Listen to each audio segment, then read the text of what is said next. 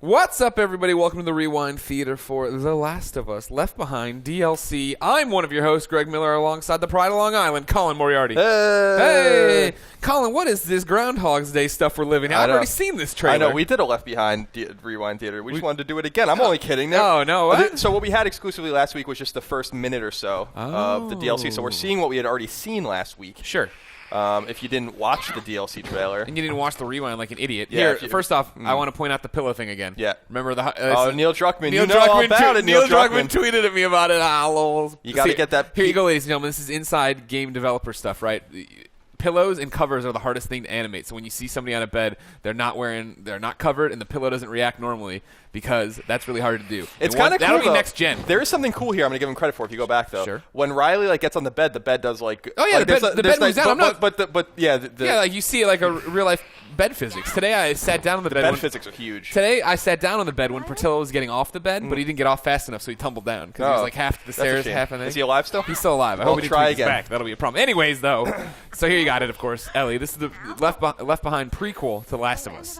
So none of the stuff that happened in Last of Us has happened yet. American Dreams. Yeah, exactly. So that if you remember The Last of Us American Dreams from Dark Horse, that was the comic book. Then there was the game. This goes right in between them. How did a horse make a comic book and then a dog make a video game, Greg? You ever think about that?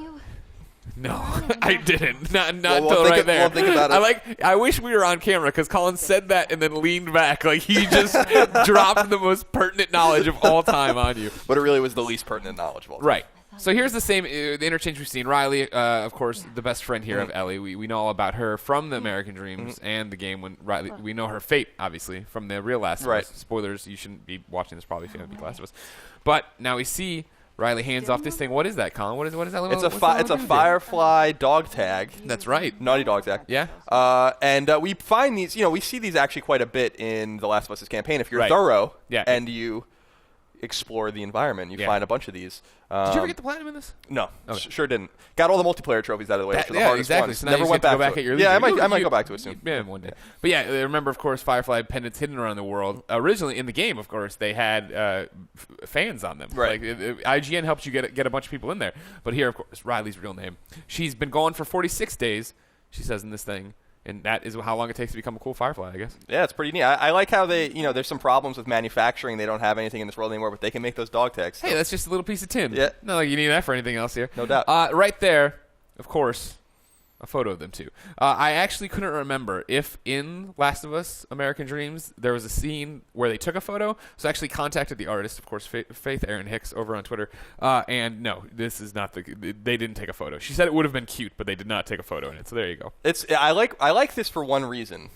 Specifically, it's a Polaroid picture. Right. Can you imagine what the value of a Polaroid camera in the film is in this world? Like where there's just no way. Nobody gives a crap anymore. I just feel like there's probably intrinsic value in something like that. Well, sure, it's a novelty though, because remember in Last of Us American Dreams, Riley and Ellie went to a mall, which is what this is all about too. Which I'm not 100% sure on why they're doing this again or what. But they go to a mall, they run around. Ellie learns to ride a horse. There's a bunch of junk there that doesn't have any practical purpose in their life anymore, right? But I like the going to the mall thing when I was listening to their interviews and reading about it this morning, more details. I like that whole angle because it's what normal teenage girls might do. Yeah. Go to the mall, but they're going to the mall in this totally fucked up environment where right. Everything is totally messed up and not normal and dystopian. Yeah, of course. So I think it's kind of neat. No, I think it's cool. It's just I'm still confused as to why they're going back to the mall. Like I just don't understand what the hell's going on there. Maybe that's why they like to go there. I like that. I know that too. I think Faith Erin Hicks might have also written Last of Us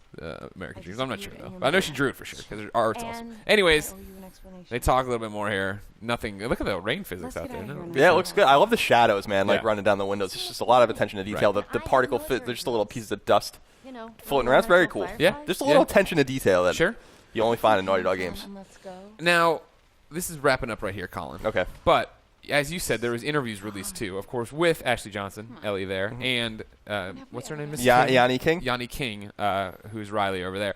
One of the interesting things actually was, obviously their relationship, yada, yada, yada, actor speak. But then when they got the developers on the camera, they were talking to the developers. They were talking about that, one of the changes for the DLC is now the fact that you are fighting both enemies at once. You're going to have, real human beings out after you, and you're going to have infected there. You can play them against each other. I'm so happy that, that they're doing this, and when they were talking about it originally, they're like, we're setting this up, and I was like, oh god, are they going to introduce another form of infected that somehow isn't in the original? Exactly, they show the infected. Yeah, I was afraid of that too. Because games do that sometimes, and I don't like that very much. Like in Pokemon. Oh, where did all these new Pokemon come? There's only like 10 years separating these Pokemon games. Yeah. But like, there's a whole new breed of Pokemon. But it's not real life. It's not real time. No, it is. It's real. It's real life. Why doesn't Ash get older? I don't know. That's weird. I don't know. I don't know much about the Pokemon lore.